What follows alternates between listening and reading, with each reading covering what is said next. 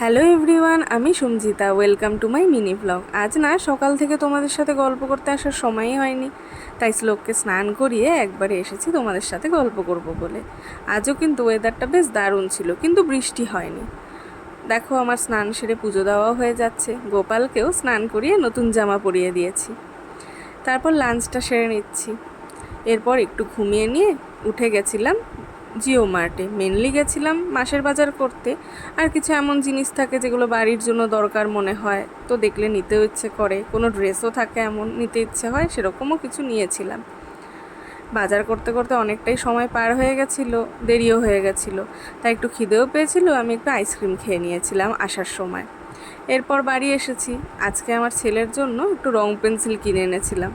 এটাতে ওর সময়ও কাটবে, আরও ভীষণ খুশি হয়েছে দেখছি, নিজে নিজে করবে। এই দেখো কিভাবে নিজে নিজে করছে, পারে তো না, ওটাই আর কি।